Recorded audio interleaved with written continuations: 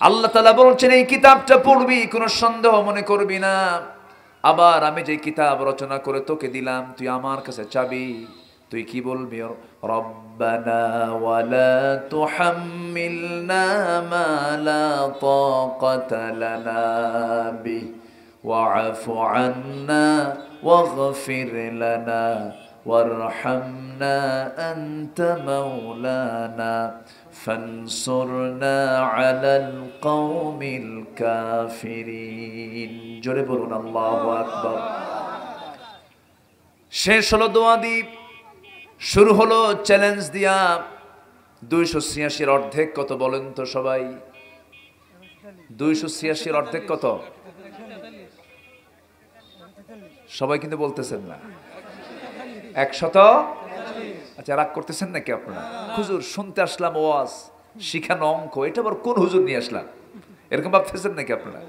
না, অঙ্ক শিখতে হবে। তাআল্লামুল ফারাইদা ফাইন্নাহা নিসফুল ইলমি। ফারায়েজের জ্ঞান অর্জন করো। সমস্ত জ্ঞানের অর্ধেক হলো ফারায়েজের জ্ঞান।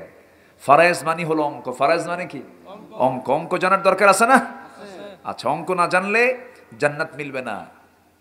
অঙ্ক না জানলেও জান্নাত মিলবে না। দেখেন না, অনেকে বনের অঙ্ক বোঝে না, বনকে সম্পদ দিতে হবে, এই অঙ্ক ওই অঙ্কে যাই না। আছে না এরকম? আছে না? আছে না? আছে কিনা এলাকায় এরকম বনকে ফাঁকি দেওয়া ভাই? তো নাই। ইমাম সাহেব বলেন আছে? আচ্ছা, আমি কি তাহলে যাবো ওই অঙ্ক মিলাবো? যদি আবার জমাজমি ভাগ হয়ে যায়? দেওয়ার মানসিকতা আছে তো সবার? হ্যাঁ, থাকতে হবে। নচেত তিলকা হুদুদুল্লাহ, একদম ধরে ফেলবেন আল্লাহ তাআলা, একদম উপর করে জাহান্নামে ঢুকায় দিবেন। কোন হক নষ্ট করা যাবে না। বন সম্পত্তি চাইলে মনে হয় কি জানেন, কিছু কিছু ভাইয়ের কাছে কি যেন বড় আসামি আসছে বাড়িতে, আছে না? খারাপ ব্যবহার করে, কথা বলে না। বাপ মা মারা গেছে, বোনরা আসে ভাইয়ের বাড়িতে, বলে তুই আসবি আমার বাড়িতে, শর্ত হলো জমি চাবি না, জমি চাইলে আমার বাড়িতে আসবি না। দেখেন কি টেনশনে ফেলে দেয়। এরকম ডাকাত ভাই আছে না? আসতে বলে এরকম ডাকাত কিছু ভাই আছে না? নাই? এগুলো ভাইয়ের নাম কি? জোরে কন, আরো জোরে, আরো জোরে। যারা বনের সম্পত্তি মেরে খায় তারা কি? আরো জোরে। এটা যেন মনে থাকে। আমার মা বোনরা খুব খুশি, হুজুর ভালো করে কোন ভাই কিছু বসে আছে। এই সমস্ত ডাকাতি করা যাবে না, জাহান্নাম যেতে হবে। আল্লাহ তাআলা সূরা নিসার ভিতরে এগুলো নিয়ে বিশাল আলোচনা করেছেন। আমার কাছে কোরআনের কিছু কিছু হুকুম আমি যখন পড়ি আমার চোখে পানি আসে। এর মধ্যে ফারায়েজের হুকুমগুলো আমি যখন দেখি, কি সূক্ষ্ম হিসাব আল্লাহ তাআলা করে দিয়েছেন। পৃথিবীর কোন বিচারকের পক্ষে, পৃথিবীর কোন আইনজীবীর পক্ষে, পৃথিবীর কোন শাসকের পক্ষে এমন সুন্দর সুষম বন্টন করা সম্ভব নয়, সম্ভব নয়, সম্ভব নয়। আমেরিকার আদালতে, আমেরিকার আইনে ওরা মানে উত্তর দিকের আইন একটু চেঞ্জ করছিল। সবার বড় যে ভাই, তার সম্পত্তি একটু বেশি রেখেছিল তারা। মানে অন্যান্য ভাই পাবে ধরেন 3 বিঘা, সব কি হয়েছে? Murder, murder, murder. বেশি ভাই মেরে ফেলছে। কিন্তু আল্লাহ তাআলা যে সিস্টেম দিয়েছেন, মিরাজ দিয়েছেন, আল্লাহু আকবার, কি বিধান দিয়েছেন আল্লাহ তাআলা। এখানে কোনো ফাঁকিবাজি নাই, কারো কোনো কমতি নাই, অপ্রাপ্তি নাই। সবাইকে সমান সমান সূক্ষ্মভাবে বুঝিয়ে দিয়েছেন তিনি আমার কে? আল্লাহ তাআলা। সময় যদি হয় কখনো আগামীতে ফারায়েজের উপরে কথা বলবো, আজকে তো ওইদিকে যাচ্ছি না। তো দেখেন কোরআন যে আল্লাহর কিতাব, তাহলে 286 অর্ধেক হলো 143। 143 নম্বর আয়াতে আল্লাহ কি বলেন দেখেন। 143 হলো 286 অর্ধেক, মানে হলো মাঝখানে। মাঝখানের আয়াতে আল্লাহ রাব্বুল আলামিন কি বলেছেন? আল্লাহ রাব্বুল আলামিন বলেন, ওয়াকাযালিকা জাআলনাকুম উম্মাতান ওয়াসাতাল লিতাকুনু শুহাদাআ আলান নাস ওয়া ইয়াকুনার রাসূলু আলাইকুম শাহীদা। আমি এমনই করে তোমাদেরকে দুনিয়াতে মধ্যম জাতি করে দুনিয়াতে পাঠিয়ে দিয়েছি, তোমরা হলে মধ্যম জাতি। আল্লাহ তাআলা আয়াতটা সেট করেছেন শেষে, শুরুতে না মধ্যে? এবং আয়াতটার অর্থ কি বলেন? মধ্যে। অর্থের সঙ্গে সঙ্গতি রেখে আল্লাহ আয়াতগুলো সেট করে দিয়েছেন। সূর্য যেমন সাজানো সেটিং করা, সাতটা আকাশ যেমন সাবআ সামাওয়াত যেমন সাজানো সেটিং করা, আকাশে অসংখ্য নক্ষত্র যেমন সাজানো সেটিং করা, সেই মহান রব্বুল আলামিন যিনি আকাশ, যিনি বুরুজ, যিনি চন্দ্র, যিনি তারকা সেট করেছেন, সাজিয়ে রেখেছেন, সে আল্লাহ এই কোরআনটাকে সাজিয়ে বান্দার জন্য দুনিয়াতে পাঠিয়েছেন। জোরে বলুন সুবহানাল্লাহ। আমার বন্ধুগণ, একটু কান লাগাবেন। সাইয়েদনা ইউসুফ আলাইহিস সালাতু ওয়াস সালাম বাপকে স্বপ্নের কথা বললেন, ইন্নী রাআইতু আহাদা আশারা কাওকাবা ওয়াশ-শামসা ওয়াল কমারা রাআইতুহুম লি সাজিদিন। আব্বা, স্বপ্নের মধ্যে দেখতে পেলাম 11টা নক্ষত্র। কয়টা নক্ষত্র? কয়টা? 11টা। সেদিন আমি পড়তে পড়তে সেখানে গিয়ে দেখি ইন্নী রাআইতু আহাদা আশারা কাওকাবা, এই বাক্য লিখতে নক্তার প্রয়োজন হয়েছে 11টা। যেরকম সুবহানাল্লাহ। নক্ষত্র 11টা, নক্তাও 11টা। সংখ্যা তত্ত্বের এক অপূর্ব সমন্বয় ঘটিয়ে কোরআনের মতো কোরআন পৃথিবীর কোনো রচয়িতা রচনা করতে পারবে না। কোরআন তিনি রচনা করেছেন যিনি সূর্য বানিয়েছেন। এই সূর্য যদি 1 ইঞ্চি দূরে থাকতো পৃথিবী হিমশীতল হয়ে যেত, আর সূর্য যদি পৃথিবীর কাছে 1 ইঞ্চি আগে আসতো পৃথিবী জ্বলে পড়ে সারখার হয়ে যেত। সূর্য যিনি সেট করেছেন তিনি কোরআন নাজিল করেছেন। জোরে বলুন সুবহানাল্লাহ। আমার আল্লাহ কি শুধু বড় না সবার বড়? সাব্বিহিসমা রাব্বিকাল আ'লা। সবচেয়ে বড় কে? আল্লাহ তাআলা। আমরা একটু আকাশের দিকে তাকালেও তো একটু ভয় পাওয়ার কথা, আকাশের দিকে তাকালেও তো একটু ভয় আসার কথা। একটু খোলা আকাশের দিকে তাকালে তো মনে হয় যে আমি কিছু না। এই চোখে যা দেখি তাও তো মনে করো যে আমি তো কিছুই না। আমি এই যে আকাশ, কেউ কি ছুঁতে পেরেছে? ধরতে পারছে? এই মাঝে মাঝে একটু একটু এ পাড়া ও পাড়া যায়, মানে আকাশের তুলনায় এগুলো হচ্ছে এ পাড়া ও পাড়া। ওই একটু চাঁদের দেশে গেছিল, মঙ্গল গ্রহে গেছে। এখন বিজ্ঞান যদি বলে আমরা চাঁদ দেখলাম, মঙ্গল গ্রহ দেখলাম, সূর্যের কাছে তো যাওয়া সম্ভব না। সূর্যের কাছে যেতে হলে কি হবে? হ্যাঁ, এমনি এত দূরে থাকা সূর্যের পিঠে পড়লে চৈত মাসে বোঝা যায় যে এটা কি তাপরে বাবা। তো ওই সূর্যের কাছে তার যাওয়া সম্ভব না। এখন মানুষ যদি মনে করে চাঁদ দেখলাম, মঙ্গল গ্রহ দেখলাম, একটু তারকার দেশে যাব, তারকা কি সূর্যের কাছে না আরো দূরে? সূর্যের কাছে না আরো দূরে? চাঁদ থেকে শুধু দূরে না, অনেক দূরে। আচ্ছা, সূর্য বড় না তারকা বড়? দেখতে দেখতে মনে হয় জোনাকি, দেখতে মনে হয় কি জোনাকি, কিন্তু আসলে কি জোনাকি?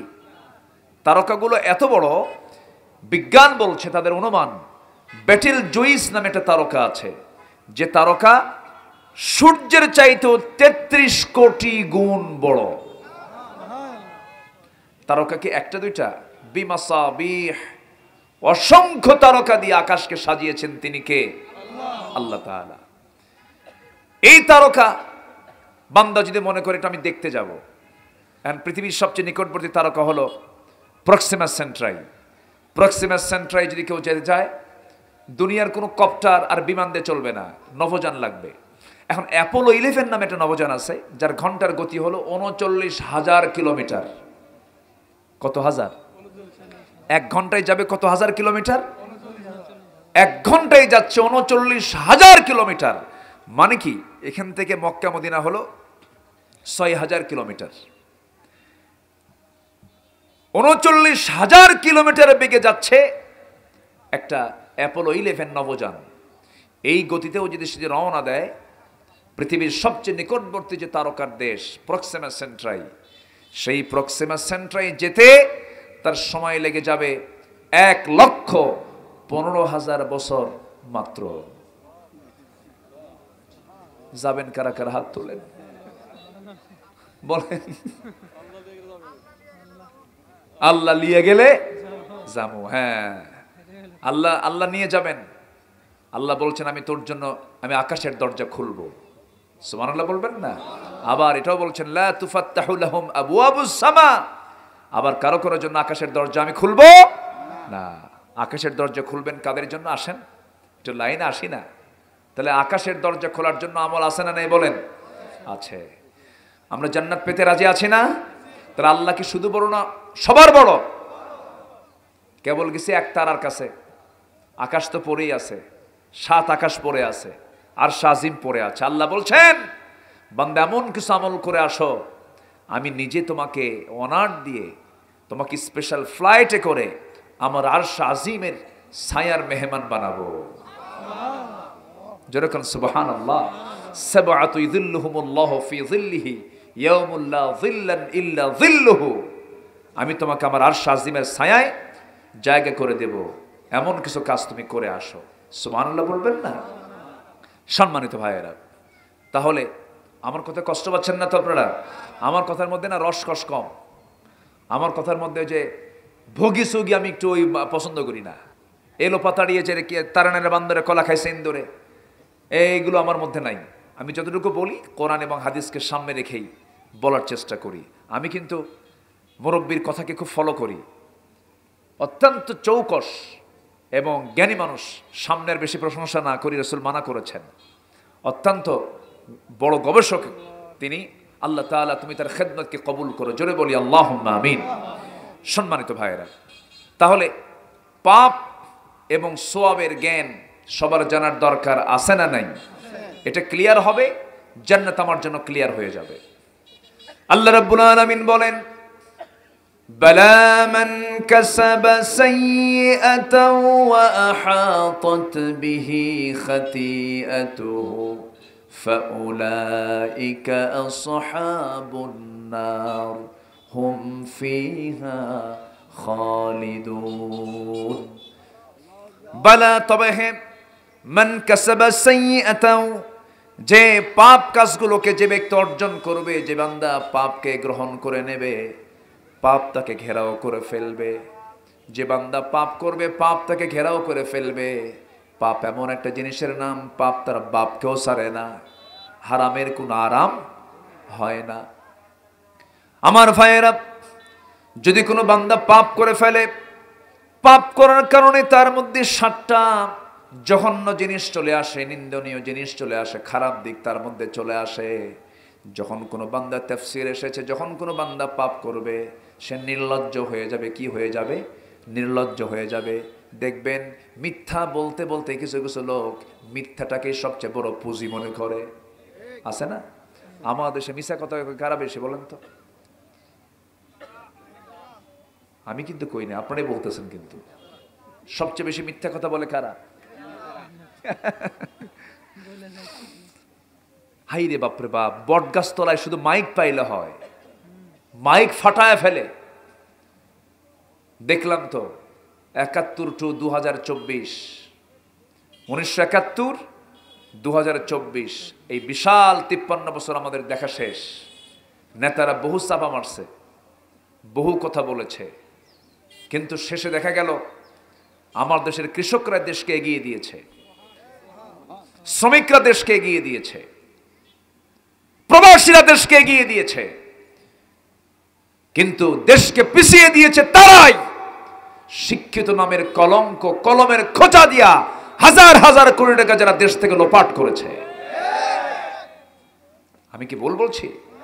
অতএব সব দেখা শেষ, আগামীর দেশ আমরা দেখতে চাই কোরআনের দেশ। রাজি আছেন কারা কারা? হাত উঁচু করে দেখান মুসলমান।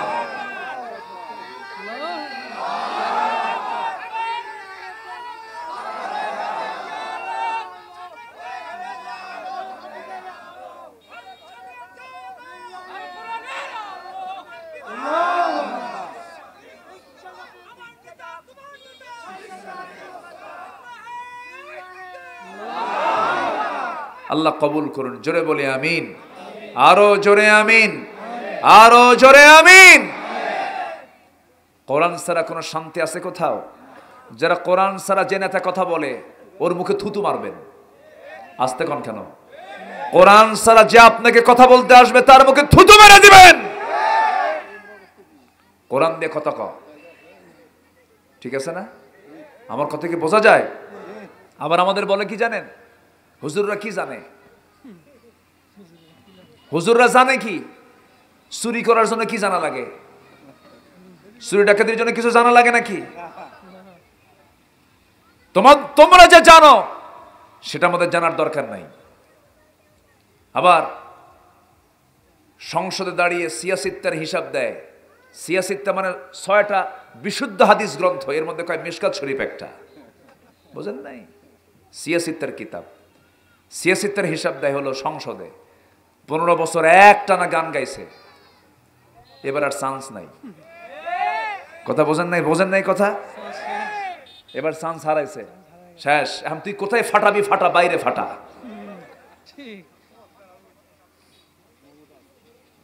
সম্মানিত ভাইয়েরা, আবার বলে আরেকজন, আগামীকাল ঈদুল আজহার জানাজা নামাজ।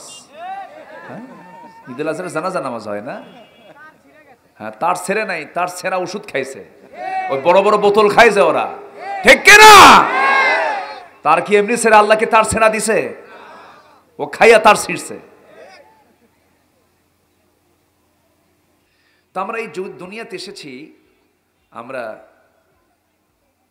হয়তো দুনিয়ার লাভের জন্য আমরা খুব চেষ্টা করি, কিন্তু এসেছি আমরা যে লক্ষ্যে, সেই লক্ষ্যটাকে পূরণের জন্য আমরা যদি লাভবান হতে চাই, ক্ষতিগ্রস্ত না হতে চাই, তাহলে আল্লাহ তাআলা লাভের কিছু দিক তুলে ধরেছেন। যে কাজগুলো করলে কোনো লস হয় না, যে কাজগুলো করলে বান্দার কোনো সমস্যা হবে না, এবং পাপ এবং পুণ্য, গুনাহ এবং সওয়াব, এটার জ্ঞান আপনি যতক্ষণ না জানতে পারবেন, আখিরাতের নাজাতের কোনো কারণ, আখিরাতের যে নাজাতের যে দিকটা, এটা আপনার সামনে ক্লিয়ার হবে না। আপনি নাজাত পাবেন কেমনে? এই জন্য কোনটা পাপ আর কোনটা সওয়াব, কোনটা হালাল কোনটা হারাম, কোনটা লেজিটিমেট কোনটা প্রহিবিটেড, কোনটা বৈধ কোনটা অবৈধ, কোনটা জায়েজ কোনটা না জায়েজ, এই বিষয়ের জ্ঞান শুধু আলেম জানবে না সব মুসলিম জানবে? এখানে কারা বসে আছে এখানে বলেন তো? অমুসলিম না মুসলিম? মুসলিম। তাহলে মুসলিমকে জানতে হবে এটা। অন্তত এতটুকু জ্ঞান তো থাকা দরকার, কোন আলেমের কথা সহি আর কোন আলেমের কথাটা ভুল। এটা জাস্টিফাই করার মতো জ্ঞান অর্জন করার দরকার প্রত্যেক মুসলমানের আছে না নাই? আছে। সম্মানিত ভাইয়েরা, বসেন। আপনার আব্বা কাম সারছে, আপনি তো এক বাপ হয়ে বসে আছেন, যে বসায় দেন। হ্যাঁ আসেন মুরব্বী, বসেন। সম্মানিত ভাইয়েরা, তাহলে হালাল এবং হারামের জ্ঞান সবার জন্য জানা সুন্নত, নফল, মুস্তাহাব না ফরজ? একটু জোরে বলতে হবে। হালাল এবং হারামের জ্ঞান অর্জন করা সবার জন্য কি? ফরজ। কিন্তু এখন প্রশ্ন যদি আমি করি যে আমার দেশে অধিকাংশ মুসলমান কি হালাল এবং হারামের জ্ঞান পরিপূর্ণ রাখে? আস্তে পরিপূর্ণ রাখে? রাখে না। তাহলে সে কিভাবে লাভবান হবে? ব্যবসা করবে কেমনে? ব্যবসায় লাভবান হতে হলে আয় ব্যয় বুঝতে হবে, তাছাড়া লাভবান হওয়া যাবে না। ঠিক তেমনি আখিরাতের জিন্দেগিতে লাভবান হওয়ার জন্য হালাল এবং হারাম এই দুটো জ্ঞান, এই পুঁজি যদি না থাকে, আপনি আমল করবেন কেমনে? কোনটা বৈধ আর কোনটা অবৈধ আপনাদের বুঝতে পারছেন না। এই জন্য বোঝার দরকার আছে না নাই? আসতে বলবেন না, আছে না নাই? আছে। বোঝার জন্য এই মাথায় বুদ্ধি দিয়েছেন কে? আসতে বলবেন না, কে দিয়েছেন? আল্লাহ দিয়েছেন। এবং একমাত্র মানুষ ছাড়া এই পৃথিবীতে কোনো প্রাণীর বিচার হবে না, মানুষের বিচার হবে। কেন জানেন? আল্লাহ তাআলা মানুষকে যেটা দিয়েছেন বাকি পৃথিবীর কোনো প্রাণীকে তা দেননি। গরু প্রাণী, জীবন আছে। ছাগল প্রাণী, জীবন আছে। মরে গেল, ওর অধ্যায় শেষ। কিন্তু আল্লাহর সৃষ্টির দুটা পিঠ, একটি ইহকাল আর একটা পরকাল। একটি ইহকাল কি, আরেকটা পরকাল। এই যে পরকাল আরেকটা পিঠ পড়ে আছে, এটা হলো মানুষের জন্য। কার জন্য বলেন? মানুষের জন্য। পরকাল আছে না নাই? আছে। এই পরকালের জন্য আমাকে এই জ্ঞানগুলো আমাকে জানতে হবে। কেন? আমাকে এই হালাল হারামের জ্ঞান আমাকে অর্জন করতে হবে। কেন? আমি তাছাড়া চরম ক্ষতিগ্রস্ত হয়ে যাব, চরমভাবে আমি সেদিন ক্ষতির সম্মুখীন হয়ে যাব, খুসরান হয়ে যাবে, আমার আম সালা সব যাবে। এই জন্য জানার বিকল্প কিছু নেই, আমাকে জানতে হবে, আমাকে শিখতে হবে, আমাকে শিখে জেনে বুঝে জ্ঞানী হয়ে আমল করে আমাকে জান্নাতে যেতে হবে। মূর্খের জন্য কিন্তু জান্নাত নাই। হয়তো রাগ করবেন অনেকে, হুজুর আমি তো পড়ি নাই, বুড়া হয়ে গেছি। কিন্তু এটার মানে এটা নয় যে আপনাকে কামেল পাস, মাস্টার্স, ডক্টরেট না। আপনার মধ্যে ন্যূনতম হালাল এবং হারামের জ্ঞানটা থাকতে হবে। কার হুকুম এটা? প্রথম হুকুম কি আল্লাহ তাআলা নামাজের দিয়েছেন? রোজারও দেননি। প্রথম হুকুম দিয়েছেন পড়ো। প্রথম হুকুমটা কি? পড়ো। নামাজ পড়তে, নামাজের দাঁড়ালেই কি করতে হয়? পড়তে হয়। যে কাজই আপনি করতে যাবেন, না পড়লে তার উপায় নেই। এই জন্য সবার কাছে আমার প্রথম আহ্বান থাকবে এটাই, আয় ব্যয় না বুঝতে যেমন ব্যবসা ঝুঁকির মধ্যে পড়ে যায়, তেমনি হালাল হারামের জ্ঞান না অর্জন করতে পারলে আমার লাইফটা ঝুঁকির মধ্যে পড়ে যাবে, আমি ক্ষতিগ্রস্ত হয়ে যাব। আল্লাহ রাব্বুল আলামিন সুন্দর করে এক জায়গায় বলছেন, ইন্নাল্লাযীনা ইয়াতলুনা কিতাবাল্লাহি ওয়া আকামুস সালাহ ওয়া আনফাকু মিম্মা রাযাকনাহুম সিররান ওয়া আলানিয়াতান ইয়ারজুনা তিজারাতান লান তাবুর। নিঃসন্দেহে যারা আল্লাহর কালামকে সুন্দর করে তেলাওয়াত করবে, কেরাআত এক বিষয়, তেলাওয়াত আরেক বিষয়। তেলাওয়াত মানে হলো বুঝে পড়া, কেরাআত মানে হলো এমনি কেরাত, এমনি পড়ে যাওয়া। কেরাআত, তিলাওয়াত, দিরাসাত, তাদাব্বুর, সুন্দর করে এটাকে সুন্দর করে সুর দিয়ে পড়া, আবার সুন্দর করে এটাকে বুঝে শুনে পড়া, আবার এটাকে গবেষণা করে পড়া, আবার এটাকে স্টাডি করা, প্র্যাকটিস করা। আল্লাহ তাআলা বিভিন্ন জায়গায় আফালা ইয়াতাদাব্বারুনাল কুরআন বলেছেন, আবার দিরাসাতের কথাও বলেছেন, আবার আল্লাহ তাআলা তেলাওয়াতের কথাও বলেছেন। সূরা ফাতিরের এই আয়াতে আল্লাহ রাব্বুল আলামিন বলছেন, তিনটা কাজ যে বান্দা করবে তার জীবনে কখনো লস হবে না। জোরে বলি সুবহানাল্লাহ। কয়টা কাজ? তিনটা কাজ। আমার কথা কি বোঝা যায়? গতকালকে আমার মাহফিল ছিল, হলো বেশি দূরে না, মাত্র নড়াইল। ওই যে ক্রিকেটার আছে না মাশরাফি, মাশরাফির বাড়িতে কালকে খাওয়া দাওয়া করেছি। সে উনি দাওয়াত দিয়েছিলেন, ওনার আব্বা আম্মা আমার ভক্ত আবার। তো সেখানে রাতে মাহফিল ছিল তার বাড়ির সামনেই, একদম শিল্পকলা একাডেমির মাঠে গতকালকে আমার মাহফিলটা ছিল। তো সেখান থেকে আসতেছি। এখন বলেন, রাত 12টায় যদি মাহফিল শেষ হয়, সে বেনাপোল, যশোর ওই অঞ্চলে, তাহলে আপনি বলেন আমি এখানে যে আসছি আমার কি ঘুমটুম হয়েছে? বলেন তো, ঘুমটুম হয়েছে? হয়নি।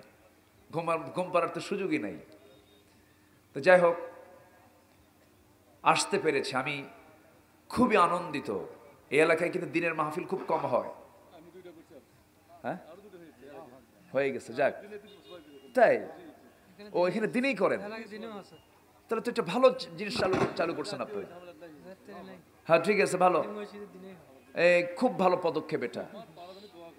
জি ইনশাআল্লাহ খুব ভালো করেছেন। এটা দিনেই মাহফিল হবে, জোরে বলি ইনশাআল্লাহ। সম্মানিত ভাইয়েরা, তিনটা কাজে কোনো লস নাই।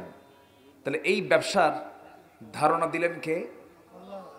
আচ্ছা, আল্লাহ যে ধারণা দিবেন সে ধারণায় কোনো ভুল থাকতে পারে? আল্লাহ কিন্তু এই ব্যবসার ধারণা দিচ্ছেন এবং ব্যবসা শব্দই বলেছেন, তিজারা শব্দই বলেছেন। আল্লাহ রাব্বুল আলামিন বলেন এই ব্যবসার 3টা পুঁজি। নাম্বার 1 হলো আল্লাহর কালামকে যারা সুন্দর করে তেলাওয়াত করবে। নাম্বার 2 হলো না যারা নামাজকে কায়েম করবে। নাম্বার 3 হলো যারা আল্লাহর পথে তারা গোপনে প্রকাশ্যে যারা দান করবে। এই 3টা কাজ যারা করবে মহান রব্বুল আলামিন তাদের ব্যাপারে বলছেন তাদের ব্যবসায় কোনোদিন কোনো লস হবে না। জোরে বলি সুবহানাল্লাহ। এতক্ষণ তো মাইক ভালোই ছিল, কি করলেন আবার?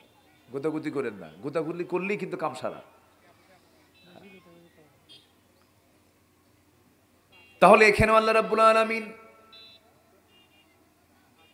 ব্যবসার পুঁজি হিসাবে 1 নম্বরে জায়গা দিলেন আল্লাহর কালামকে যারা সুন্দর করে তেলাওয়াত করবে, সুন্দর করে পড়বে। এখানে নামাজ আগে না তেলাওয়াত আগে? বলেন কি? তেলাওয়াতটা আগে, কারণ তেলাওয়াতই জানেন না নামাজ পড়বেন কেমনে? ঠিক আছে না? হ্যাঁ। আবার প্রথম যে ওহীটা আসছে নামাজও না যাকাতও না, প্রথম ওহীটা আসছে আগে জানো, ইকরা, পড়ো। বুকটা ফেটে যায়। গোটা পৃথিবীর 2য় বৃহত্তম মুসলিম জনপদ বাংলাদেশ। গোটা পৃথিবীতে প্রতি 4 জনে 1 জন মুসলমান। 180 কোটি মুসলমানের দুনিয়া। টপ 10 শীর্ষ 10 কান্ট্রি ধনীর তালিকায় যদি নেওয়া হয় 1 নম্বর সহ ম্যাক্সিমাম ধনী দেশ হলো মুসলিম দেশ। সব মুসলমান থাকার পরেও আজকে গোটা দুনিয়া জুড়ে মুসলমান শান্তিতে না অশান্তিতে? মানে শান্তি না অশান্তি? অশান্তি। মুসলমানের জীবন সম্পদ নিয়ে ইউরোপ আমেরিকা সহ ইহুদি খ্রিস্টান চক্র তারা মরিয়া হয়ে উঠেছে ধ্বংস করার জন্য। বাইতুল আকসাকে অবরুদ্ধ করে রেখেছে, মসজিদকে ভেঙ্গে চুরমার করে দিচ্ছে, মুসলমানের রক্ত নিয়ে হোলি খেলছে। অথচ পূর্বের কোন সময় নিকটবর্তী ইতিহাসে এত সংখ্যক মুসলমান পৃথিবীতে ছিল না। এত মুসলমান থাকার পরও মার খাওয়ার কারণ কি জানেন? আজকে মুসলমান কোরআন থেকে দূরে চলে গেছে। আজকে মুসলমান তার রবের আইন কানুনকে বাদ দিয়ে বান্দার আইন কানুনকে পছন্দ করে নিয়েছে। আসতে বলবেন না, জোরে বলুন ঠিক কিনা? এটাই মূল কারণ। সম্মানিত ভাইয়েরা, একটু কান লাগান, মনোযোগ দিয়ে কথাগুলো শুনি আমরা। তাহলে আমরা আখিরাতে সফল হওয়ার জন্য আমাদের ভালো মন্দ বোঝার দরকার আছে না নাই? আচ্ছা, বুঝতে হবে। আল্লাহ তাআলা, আমি যেখান থেকে তেলাওয়াত করেছি সেখানে জাহান্নামের স্থায়ী বাসিন্দা কারা হবে আর জান্নাতের স্থায়ী বাসিন্দা কারা হবে এটা আল্লাহ তাআলা একদম ক্লিয়ার করেছেন। সূর্য যেমন স্পষ্ট, আল্লাহ তাআলা এখানে 2টা আয়াত একদম স্পষ্ট করে দিয়েছেন কারা জাহান্নামের স্থায়ী বাসিন্দা হবে আর কারা জান্নাতের স্থায়ী বাসিন্দা হবে। আমরা কি জান্নাত চাই না জাহান্নাম চাই? ভালো করে বলবেন, জান্নাত চাই না জাহান্নাম চাই? জান্নাত পেতে চাই। জান্নাত হলো বাপের ভিটা আর জাহান্নাম হলো শয়তানের ভিটা। শয়তান কোথায় যাবে? জাহান্নামে। জান্নাত বাপের ভিটা কেন বললাম? আমরা তো জান্নাত থেকে আসছি, আমরা জান্নাতের বাসিন্দায় ছিলাম, কিন্তু ইন্নাহু লাকুম আদুউম মুবিন, এই মিস্টার ইবলিসকে আমার বাপের ওখানে গিয়ে প্যাঁচ লাগাইছে। ফাওয়াসওয়াসা লাহুমা, দুজনকেই, মাকেও, ফাওয়াসওয়াসা লাহুমা ফাযাল্লাহুমা, দুজনকেই পদস্খলন ঘটায় দিছে। জান্নাত থেকে আল্লাহ তাআলা তাদেরকে পাঠায় দিলেন এবং একটা আমল শিখায় দিলেন, কুল্লা হাবিতু মিনহা জামিআন ফাইম্মা ইয়াতিয়ান্নাকুম মিন্নি হুদান ফামান তাবিআ হুদায়া ফালা খাউফুন আলাইহিম ওয়ালা হুম ইয়াহজানুন। শুধু একটা আমল শিখায় দিলেন এবং নিশ্চয়তা দিলেন তাদের কোনো চিন্তা নাই, ভয় নাই, শুধু একটা কিতাবের যদি তারা আনুগত্য করতে পারে। জোরে কোন সুবহানাল্লাহ। আসমানি কিতাবকে যদি ফলো করতে পারে তাদের কোনো টেনশন নাই। তাহলে আল্লাহ কয়টা আমল শিখাই দিয়েছেন? প্রথম মানুষ আদম এবং হাওয়া দুজনকে আমল শিখাই দিয়েছেন কয়টা? একটা। আসমানি কিতাবকে ফলো করো, কোনো চিন্তা নাই, জান্নাত পেয়ে যাবে। যেরকম সুবহানাল্লাহ। অনেকে সস্তা জান্নাত খোঁজে না, খোঁজের একটা আমল শিখান। আল্লাহ তাআলা একটা আমলও দিয়েছেন, কোন আমল দরকার নেই, কোরআন মান, তুই জান্নাত পাবি। যেরকম সুবহানাল্লাহ, কোরআন মেনে নে। আমার বন্ধুগণ, তাহলে আসুন আমরা মূল আয়াতের দিকে আমরা আস্তে আস্তে চলে যাই। আল্লাহ তাআলা সূরা বাকারার 81 এবং 82 এই দুটো আয়াত আমি তেলাওয়াত করেছি, এবং এরপরের আয়াত হলো 83 নম্বর আয়াত। আল্লাহ তাআলা বনী ইসরাইলের কাছ থেকে 6টা অঙ্গীকার নিয়েছিলেন। বনী ইসরাইলকে অঙ্গীকার রক্ষা করার জাত না ভঙ্গ করার জাত? আসতে কয়। বনী ইসরাইল অধিকাংশ অঙ্গীকার রক্ষা করেছে না ভঙ্গ করেছে? ভঙ্গ করেছে। এখনো কি ওদের কোনো কিছু ঠিকঠাক আছে? ওরা যদি কয় দিন, আমাদের ভাবতে হবে রাত। ওরা যদি কয় হলে এখন 2টা বাজে, আমাদের ভাবতে হবে রাত 2টা বাজে।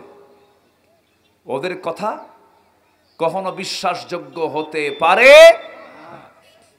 তোদের কাছ থেকে কিছু অঙ্গীকার নিয়েছিলেন, এটা আল্লাহ তার ইতিহাসে তুলে ধরেছেন।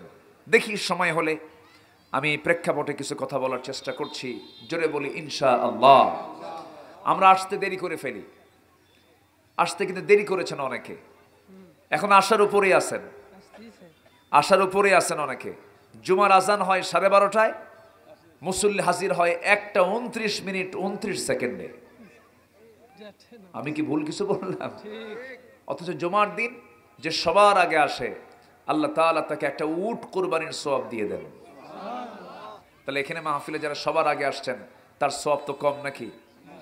আসতে বলে, তার সওয়াব কম হওয়ার কথা না বেশি হওয়ার কথা?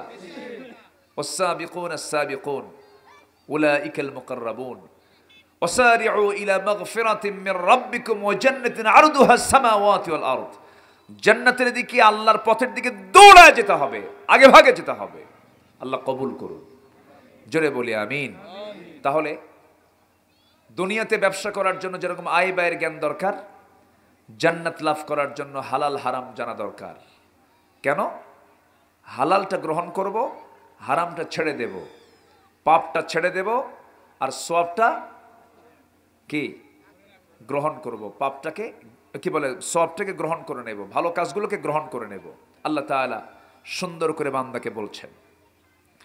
আল্লাহ রাব্বুল আলামিন বলেন, বালা মান কাসাবা সাইয়্যাতান ওয়া আহাতাত বিহি খাতিআতুহু فأولئك أصحاب النار هم فيها خالدون والذين آمنوا وعملوا الصالحات أولئك أصحاب الجنة هم فيها خالدون।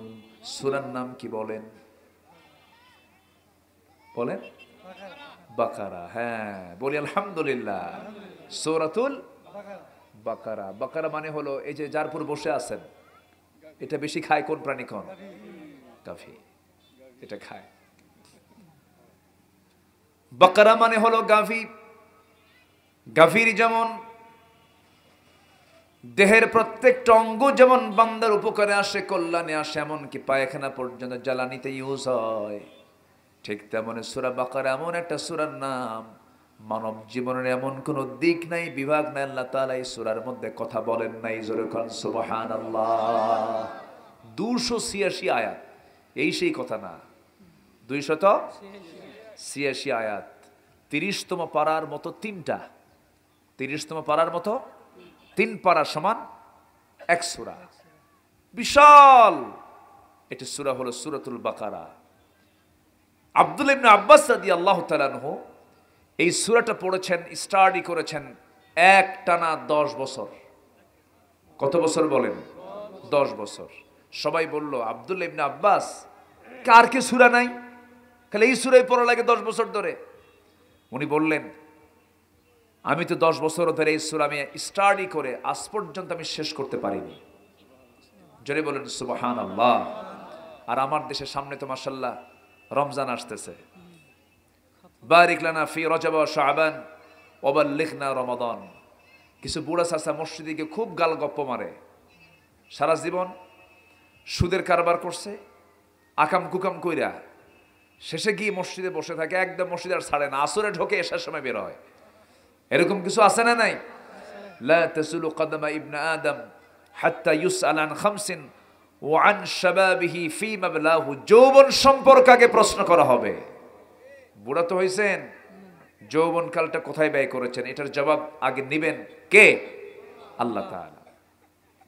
তো এই দেখবেন কিছু লোক আছে মসজিদে গিয়ে গল্প করে, হুজুর, ইমামকে বলে, হুজুর আমার মেজো ছেলে বউটা খুব ভালো, এই রমজানে সে 2 খতম দিচ্ছে, বড় ছেলে বউ 3 খতম, ছোট ছেলে বউ 4 খতম, আমার বউ 5 খতম, আর আমি তো নিজে এমনি খতম।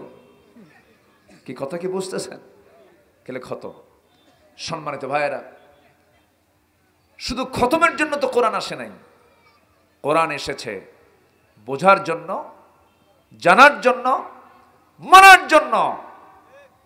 অনেকে শুধু কোরআনটাকে ব্যবহার করতে চান নামাজের ভিতরে, ব্যবহার করতে চান শুধুমাত্র দুয়ার অনুষ্ঠানে, ব্যবহার করতে চান শুধু মাহফিল অনুষ্ঠানে। কিন্তু কোরআন এমন কোনো কিতাবের নাম নয় শুধু নামাজের জন্য নাজিল হয়েছে। কোরআনটাকে পাঠানো দরকার হলো পার্লামেন্টে। আসতে বলে ঠিক কিনা? কোরআনে পার্লামেন্ট নামে সূরা নাই? আসতে বলবেন না, আছে না নাই? সূরাতুশ শুরা পার্লামেন্টের সূরা, সূরাতুল আহজাব দলের সূরা, কি নাই? সবই তো আছে এর মধ্যে। সম্মানিত ভাইয়েরা, 286টা আয়াত সম্বলিত সূরাতুল বাকারা। এই সূরাতুল বাকারার ঠিক মাঝখানে আল্লাহ তাআলা একটা আয়াত দিয়েছেন, একটু কান লাগাবেন। শুধুমাত্র আমি একটা রেফারেন্স দিয়ে আমি মূল পর্বে যাচ্ছি। কোরআন যে আল্লাহর কিতাব, সন্দেহ লাগে? আসতে বলে যে সন্দেহ লাগে না, না পড়লে এটা কি বোঝা যাবে? সন্দেহ যে নাই। কলা খেতে ভারী মজা, যতবার লেখেন কাম হবে? এটা কি করতে হবে? আগে খেতে হবে। আচ্ছা, আম ন্যাংরা আম খুব মজার, যতবার বলবেন কাম হবে না। এটাকে বাস্তবে রূপ দেওয়ার জন্য কোথায় নিয়ে আসতে হবে? মেশিনে নিয়ে আসতে হবে। মেশিনটার নাম কি? জিহবায় নিয়ে আসলেই টের পাওয়া যাবে এটা কতটুকু স্বাদ। তো কোরআনে যে কোনো সন্দেহ নাই, এটা বোঝার জন্য জানার দরকার আছে না নাই? আচ্ছা দেখেন, আমি শুধু একটা বিষয় বলছি, সময় তো অল্প, একটু একটু করে বলতে হয়। 286 আয়াত সূরা বাকারার প্রথম আয়াত হলো চ্যালেঞ্জ দিয়ে। প্রথম আয়াত কি? চ্যালেঞ্জ দিয়ে। আল্লাহ খুলেই বলতেছেন, শোনো, এই কিতাবকে সন্দেহ মনে করে পড়ো না, নিঃসন্দেহ পড়ো, কোনো সন্দেহ নাই। যেরকম সুবহানাল্লাহ।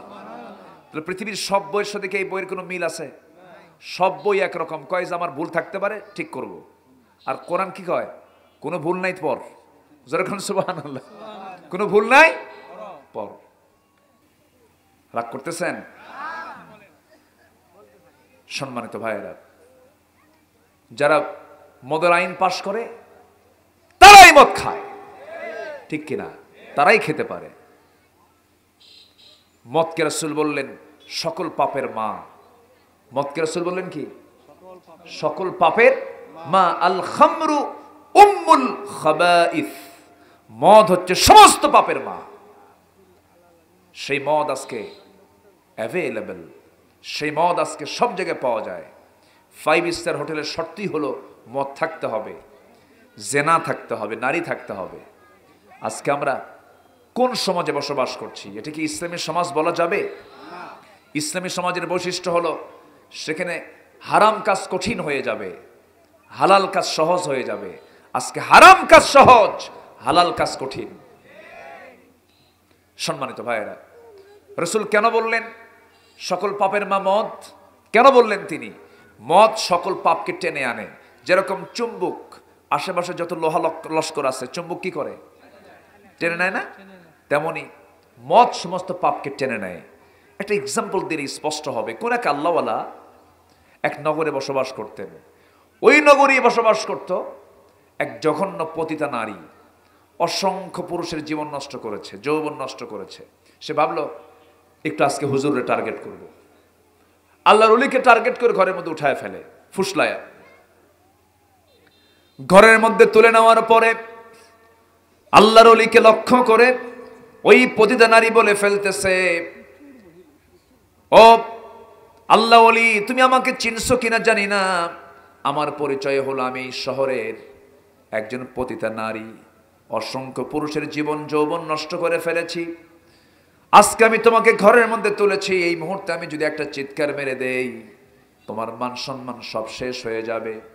অতএব তোমার সম্মান রক্ষা যদি করতে চাও, 3টা শর্ত আমি তোমাকে দিয়ে দিলাম। নাম্বার 1 হলো এই যে মদের বোতল, এই মদের বোতল থেকে তোমাকে মদ খেতে হবে, আমি তোমাকে ছেড়ে দেব।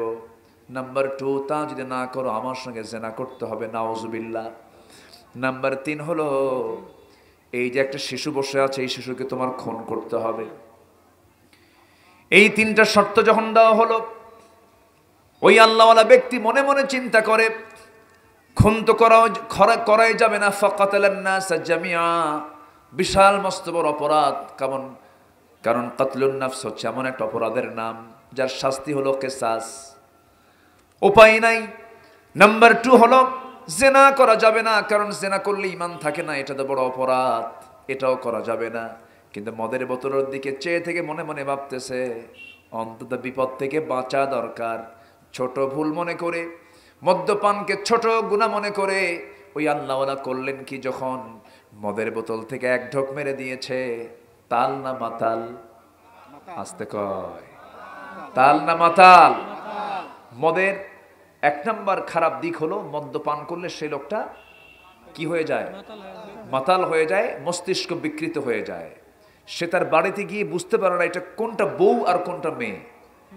কথা বোঝেন নাই? কোনটা কাজের মেয়ে আর কোনটা নিজের মেয়ে এটাও বোঝে না। কোনটা নিজের বউ কোনটা পরের বউ সব সমান। মদ খাইলে কি সব সমান হয়ে যায়। এক বেচারি রাত 3টার দিকে মদ খায়া নিজের বাড়ির দরজায় গিয়ে ডাকতেছে। তো বউ মনে মনে চিন্তা করতেছে যে এই ডাকটা অবশ্যই আমার স্বামী ডাকতেছে। এখন চিন্তা করলো আমি একা যাব দরজা খুলতে, ওর তো মাথা ঠিক নাই, না জানি কখন সে আমাকে থাপ্পড় মেরে দেয়। এই চিন্তা মাথায় নিয়ে সে করলো কি, তার বড় ছেলেকে সাথে নিল। বড় ছেলেকে সাথে নিয়ে বলতেছে, কি এখানে কি কমন সেন্স নাই তার, এটা এই জানতো ওখানে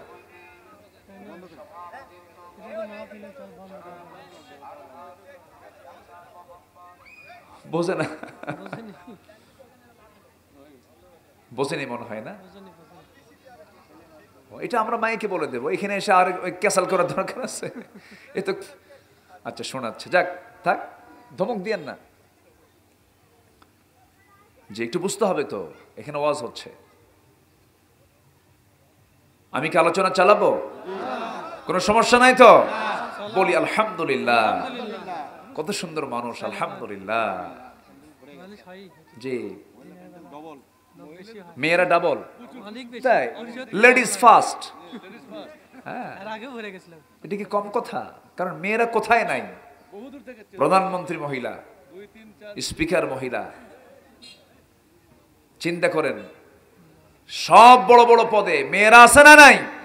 আছে। কিন্তু আল্লাহ বলতেছে তুই থাক, কিন্তু পর্দা নিয়ে থাক। সমস্যা তো এই জায়গায়, গায়ে কাপড় চোপড় রাখে না, এটাই যে সমস্যা।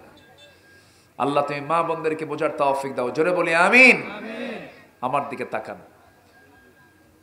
তো বেচারি রাত 3টার দিকে সে ডাকতেছে। বউ এখন ভাবলো যে আমি একা যে দরজা খুলবো, থাপ্পড়ও মারতে পারে। ছেলেটাকে ডাক দিয়ে বলে, বাবা চলো, তোমার আব্বা মনে হয় আসছে, দরজা খুলে দিতে হবে। তো দরজা খুলতে নিয়েই তো মদ খাইছে, চোখটা বড় লাল টকটকা। বইয়ের দিকে তাকায় বলে, আম্মা আসসালামু আলাইকুম।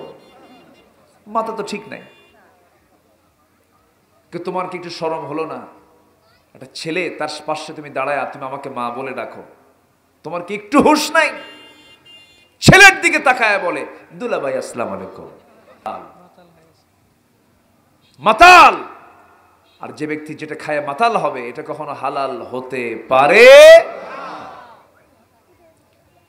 আল্লাহ রাব্বুল আলামিন এই মদকে ১৫০০ বছর আগে হারাম করেছেন। আজকে মাদক নিয়া প্রশাসন, আজকে মাদক নিয়া গোটা দেশ তুলকালাম করতেছে, মাঝে মাঝে আইন চেঞ্জ করতেছে। আমাদেরকে পুলিশ প্রশাসন মাঝে মাঝে বলে, হুজুর আপনারা তো ওয়াজ করেন, আপনাদের কথায় হাজার হাজার মানুষ, লাখ লাখ মানুষ ওয়াজগুলো শোনে, দয়া করে মাদকের কথা বলবেন। আমার বন্ধুগণ, কূপের মধ্যে আপনি দেখতেছেন মরা বিড়াল পড়ে আছে, কূপের পানি পরিষ্কার করার জন্য পানি আগে তুলবেন না, মরা বিড়াল আগে তুলবেন। কি তুলবেন আগে? মরা বিড়াল আগে তুলবেন।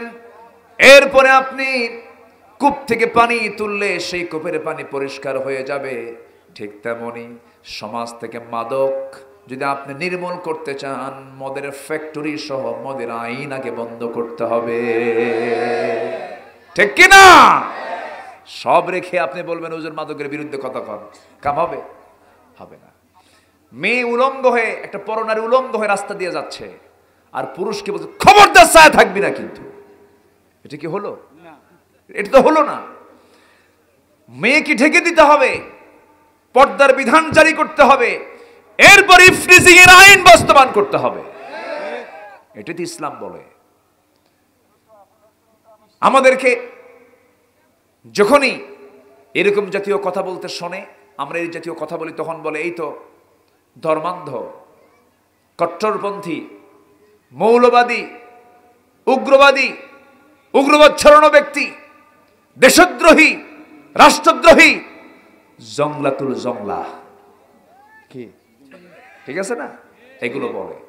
যত গালি দেন বাবারা, একটা বিষয় মাথায় রাখবেন, আপনাদের প্রজেক্ট হলো দুনিয়ার প্রজেক্ট। যারা আমরা ইমানের দাবি করি, আমাদের প্রজেক্ট হলো আখিরাতের প্রজেক্ট। আমরা দুনিয়ার প্রজেক্টকে সামনে নিয়ে চলি না, আমরা চলি হলো আখিরাতের প্রজেক্টকে সামনে নিয়ে। আমরা আমাদের জীবনকে উৎসর্গ করে দিতে চাই কার পথে? আসতে বলবেন না, কার পথে? আল্লাহ বলবেন, বান্দা আমি তোর জন্য তোর জান্নাত আমার হাতে রেখে দিয়েছি।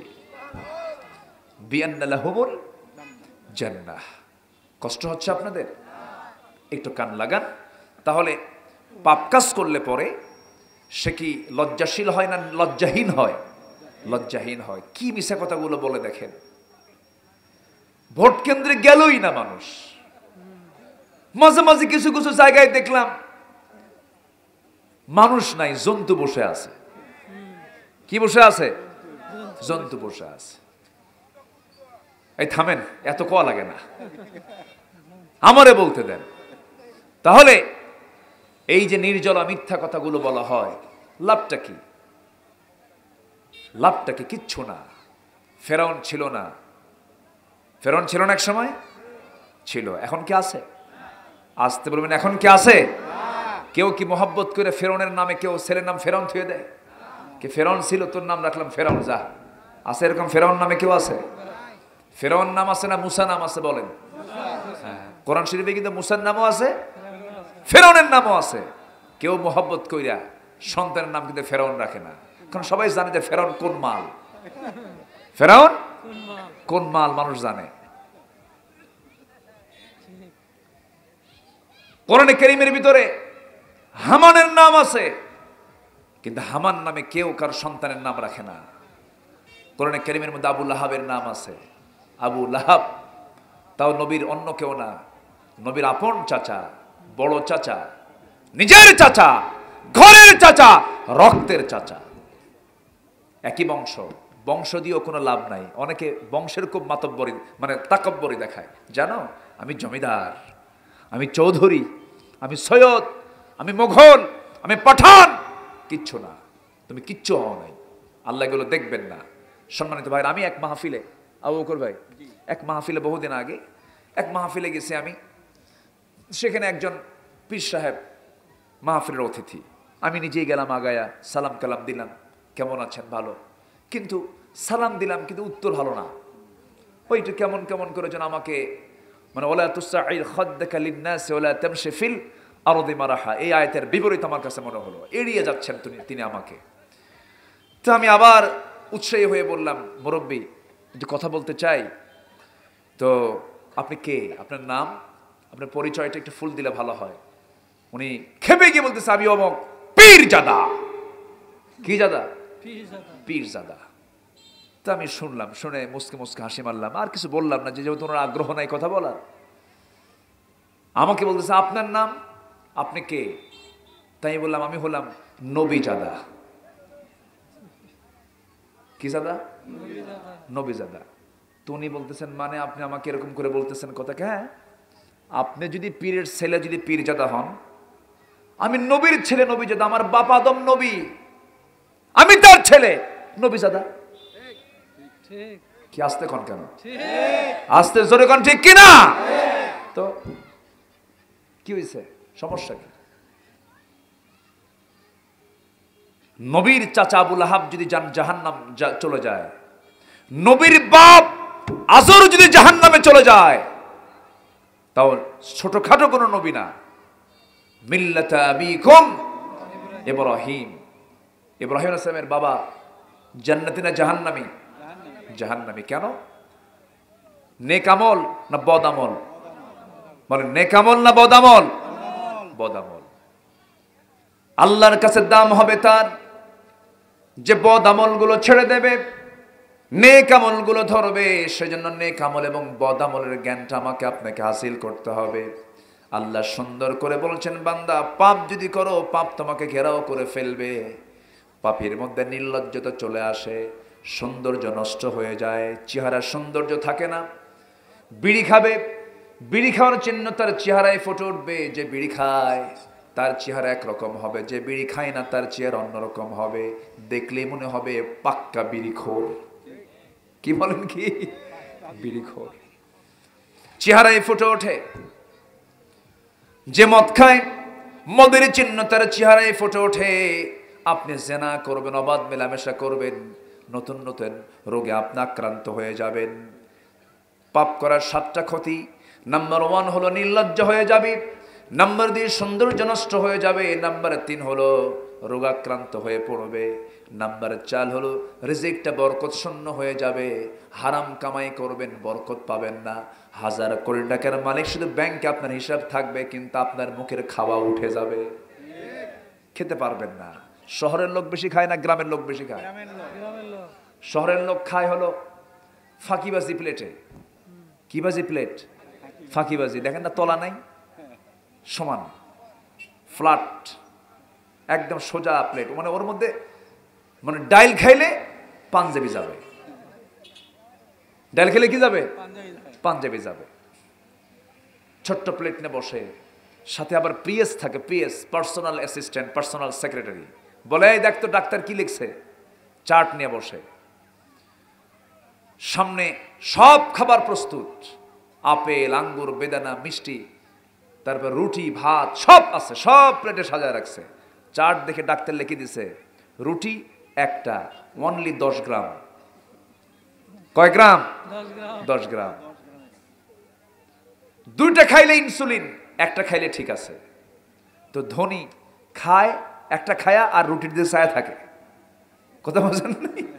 রুটির দিকে চেয়ে থাকে, কিন্তু খাওয়ার উপায় নাই। আঙ্গুর খেতে বলেছে ডাক্তার, বড় জোর, 1টা থেকে 1.5টা, 2টা খাওয়া যাবে না। 1টার পরে আবার ওই কেচি দিয়ে কেটে অর্ধেক আঙ্গুর খায় আর ছায়া থাকে, খাওয়ার কোনো উপায় নাই। আর গ্রামের মানুষগুলো যখন খাইতে বসে, ওই পিএসও নাই, কোনো চাটও নাই, লাঙ্গল মেরে আসছে চড়ায়, বোঝেন নাই? এখন খাইতে বসছে, গোটা শরীর থেকে ঘাম ঝরছে। যখন খাইতে বসে তখন কি ওইরকম প্লেট দিয়ে কাম হবে? ওইরকম প্লেট দিলে খাবে থাপ্পড়। সে কি নিয়ে আসে সেগুলো? গাবলা, গাবলা, এই তো গাবলা নিয়ে বসে। 1 কেজি চাল খাওয়া শেষ, ভাত খাওয়া শেষ। এরপরও যখন বলে খাইছো কেমন, আরো 1 কেজি হলে ভালো হয়, আরো 1 কেজি হলে ভালো হয়। তাহলে হালাল পরিশ্রমের, হালাল টাকার খাবারের বরকত কম না বেশি? আসতে বলবেন না, কম না বেশি? বেশি। হারাম কাজে আমরা যাব না, বরকত শূন্য হয়ে যাবে। পাপ কাজে আমরা যাব না, বরকত শূন্য হয়ে যাবে। নাম্বার 5 হলো যারা পাপ কাজ করবে তাদেরকে সবাই ঘৃণা করবে। শুধু সম্মানের ভয়ে অথবা কোনো কিছুর ভয়ে মানুষ তাকে সামনাসামনি কিছু বলে না, কিন্তু যদি সুযোগ পায় হয়তো ভয় সালাম দেয়, সুযোগ পাইলে থাপ্পড়ও মারবে। ঠিক কিনা বলেন? পাপী লোককে কেউ পছন্দ করে না। নাম্বার 6 হলো অন্তর কালো হয়ে যায়।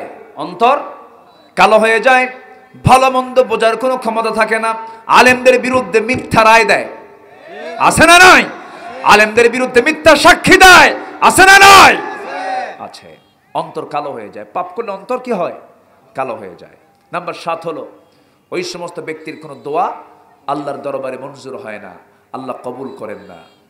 তাকওয়া কাকে বলে? পাপ থেকে বেঁচে থাকা কাকে বলে? জান্নাত পেতে হলে ভালো মন্দ এটাকে কেমন করে মাপতে হয় সাহাবে কেরাম তা শিখিয়ে দিয়েছেন। একজন সাহাবীর কথা আমার এই মুহূর্তে মনে হলো, তিনি হচ্ছেন সাইয়েদনা ওমর ফারুক রাদিয়াল্লাহু তাআলা আনহু। সবাই তার নাম জানেন তো নাকি? ওমর ফারুককে চিনি না আমরা? অনেকদিন আগে এক মাহফিলে বললাম ওমর ফারুককে চিনেন কারা কারা? সামনে থেকে এক ছেলে দাঁড়ায় বলে, হুজুর আমি চিনি। কে? আমাদের বাড়ির দোতলায় ভাড়া থাকে। আমি বললাম, ওরে বাপরে, তুমি দারুণ, এটা বিশাল ব্যাপার। মানে ওর মেধা অনুযায়ী ও একদম 100তে 100 পাইছে। আমাদের বাড়ির দোতলায় ভাড়া থাকে, একদম বলে ফেললো। সাইয়েদনা ওমর ফারুক রাদিয়াল্লাহু তাআলা আনহু, তিনি কি ছোটখাটো কোনো রাষ্ট্রনেতা? ছোটখাটো কোনো রাষ্ট্রনেতা? এই যে মহাত্মা গান্ধী, ভারতের মহাত্মা গান্ধী, শ্রী মহাত্মা গান্ধী, ভারতের স্বাধীনতার যিনি স্থপতি, উনি বলেছেন অশান্ত পৃথিবীকে শান্ত করার জন্য প্রেজেন্ট ওয়ার্ল্ডে 19 শতাব্দীতে ওমরের মতো একজন নেতার দরকার ছিল। আজকেও গোটা পৃথিবীর যারা পলিটিক্যাল সায়েন্স নিয়ে যারা পড়াশোনা করেন, ওমর ফারুককে তারা বলতে বাধ্য হন পৃথিবীর সবচাইতে সফল একজন রাষ্ট্রনায়ক হচ্ছে ওমর ফারুক রাদিয়াল্লাহু তাআলা। কেন জানেন? এরকম একটা বোতলে মধু আনছেন তিনি। মধুটা হলো রাষ্ট্রের। মধুটা কিসের? রাষ্ট্রের। রাষ্ট্রের পক্ষ থেকে কিছু মধু উনি পেয়েছেন। সেই মধু তিনি নিজে খাবেন এবং তার প্রতিবেশী 4 জন আছে, এই 5 জনকে সমান ভাগে ভাগ করে দিবেন। তো বোতলটা নিয়ে এসে বউকে বলেন, বউ এই যে বোতলটা দিলাম, সমান 5 ভাগে ভাগ করো। আচ্ছা ঠিক আছে, ভাগ করতেছে। কিছুক্ষণ পর মধুর বোতলটা নিয়ে বলতেছে ওমর ফারুক, শোনো বউ, রাগ করো না, বোতলটা আমার হাতে দিয়ে দাও, আমি তোমাকে ভাগ করতে দেব না। আচ্ছা, এই আচরণ যদি কোনো স্বামী বউয়ের সঙ্গে এরকম করে, বলেন তো নিরাপদ না বিপদ? এই সবার বউ আছে না? আসতে কন কেন? নিরাপদ না বিপদ? দিছেন মাপার জন্যে, আবার যদি বলেন না তোমাকে মাপতে দেব না, সমস্যা, আমাকে দাও। দেন নাই এক কথা, দিয়ে আবার টান দিবেন, সমস্যা না? তার মধ্যে মেয়ে মানুষ কথা কম কয় না বেশি কয়? আস্তে, কথা কম কয় না বেশি কয়? পুরুষরা বলে সারাদিন 2000 শব্দ, মেয়েরা বলে 5000 শব্দ। বেগুন কিনে বাড়িতে গেছেন, বর্ষার দিনের বেগুনে কি হয়?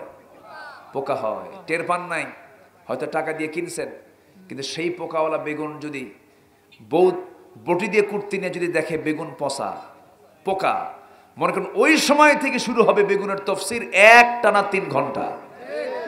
ঠিক আছে না? এটা আল্লাহ তাআলা মেয়েদের নেচার, এটা করে দিয়েছেন। আমি মাদেরকে খাটো করছি না, এটা কারণ আছে। মেয়েরা ঘন ঘন এক কথা বারবার বলতে হবে তাদের, নচেত সমস্যা।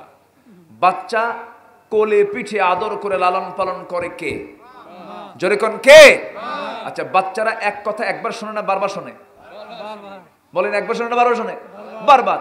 বাবা এটা ধরিস না, বাবা এটা করিস না, কান্দে, বাবা থামো, বাবা থামো, শোনা, বাবা থামো। কতবার এক কথা মা বলেন। পুরুষরা কি এরকম করে বলবে? পুরুষের কথা বেশি কয় না কম কয়? এই দায়িত্ব যদি মা না নিয়ে যদি বাপ নেয়, বাচ্চা বাপ করে নিয়ে আসে, একবার বলবে বাপ, বাবা থাম, থাম বাবা থাম, থাম রে বাবা থাম, থাম। কি কথা বোঝেন নাই? মানে কি? বাচ্চা কিন্তু আসার মারা শেষ। তাহলে এখন বলেন, মেয়েদের কথা বলার দরকার কম না বেশি? আল্লাহ যাকে দেওয়া দরকার তাকে তাই দিয়েছেন। যেরকম সুবহানাল্লাহ। সাইয়েদনা ওমর ফারুক কিচ্ছু বললেন না। যত দাপট, যত প্রভাব গোটা ওয়ার্ল্ডের ছিল, সেই ওমর আবার বউয়ের কাছে খুব ছোট ছিলেন। সুবহানাল্লাহ বলবেন না? বউকে মেজাজ দেখায়া সংসার করবেন, সংসার হবে না, সংসার হবে না। বউকে মেজাজ দেখায়া সংসার হবে না মোহাব্বত দেখায়া হবে? মোহাব্বত দেখায় হবে।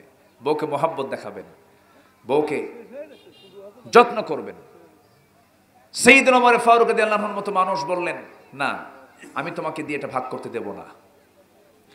একটু আমার দিকে শোনেন, অ্যাটেনশন প্লিজ, মেহেরবানি করে আমার দিকে তাকান। সাইয়েদনা ওমর ফারুক রাদিয়াল্লাহু তাআলা আনহু, ওমর ফারুক রাদিয়াল্লাহু তাআলা আনহু মধুর বোতলটা নিয়ে চলে গেলেন এক প্রতিবেশীর ঘরে, গিয়ে বলছেন, প্রতিবেশী আমার, এই মধুর বোতলে 5 ঘরের জন্য মধু আছে, এর মধ্যে আমার একটা ঘর, তোমার একটা ঘর, বাকি আরো 3টা ঘর আছে, সমান 5 ভাগে ভাগ করবে। মধুগুলো আমি তোমাকে দিয়ে গেলাম, আমার যে অংশটা সে অংশটা তুমি আমার হাতে হস্তান্তর করবে। ওই প্রতিবেশী মধুটাকে 5 ভাগে ভাগ করার পরে তার অংশটা নিজের জন্য রেখে দিয়ে ওমরে ফারুকের সামনে সে তার অংশ দিয়ে গেলেন।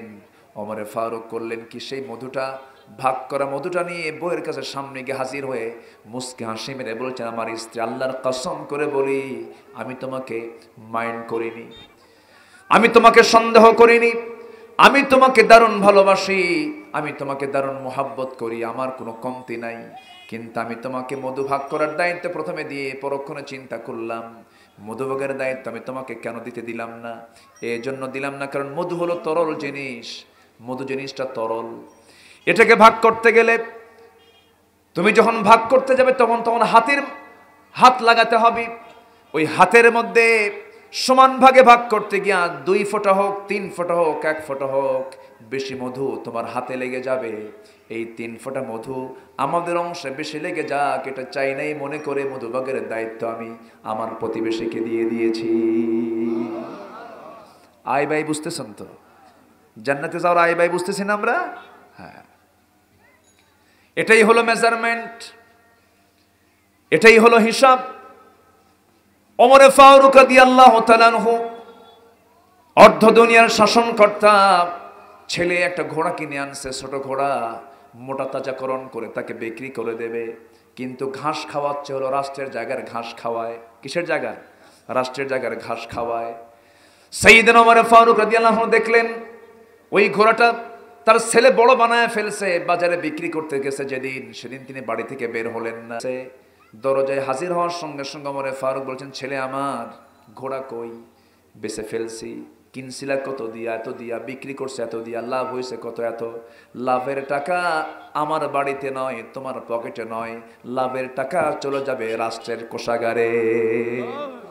যেরকম সুবহানাল্লাহ। কেন? ঘাস খাইছে কার জায়গার? রাষ্ট্রের জায়গার।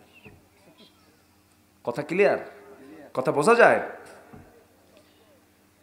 সেই সময়ের বিচার ব্যবস্থা কেমন ছিল দেখেন। সাইয়েদনা ওমর ফারুক রাদিয়াল্লাহু তাআলা আনহু, আমার ভাইয়ের একটু কান লাগান, নিজে ঘোড়া কিনতে গেছেন বাজারে। কিনতে গেছেন কোথায়? বাজারে। হ্যাঁ, বলবো ইনশাআল্লাহ। আপনারা আছেন তো আমার সাথে নাকি?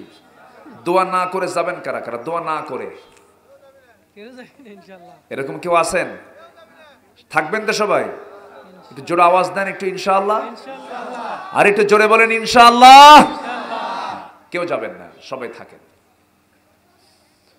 তো ঘোড়া কিনতে গেছেন ওমর ফারুক রাদিয়াল্লাহু তাআলা, একটা ঘোড়া কিনলেন।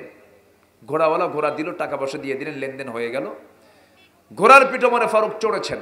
ওই সময় এখন যেরকম গাড়ি হোন্ডা যেরকম কেনা বেচা হয়, ওই সময় প্রয়োজনে চলাফেরা করার প্রধান মাধ্যম কি ছিল? ঘোড়া। তো ঘোড়া উনি কিনছেন, কিনে ঘোড়ার উপরে চড়ছেন।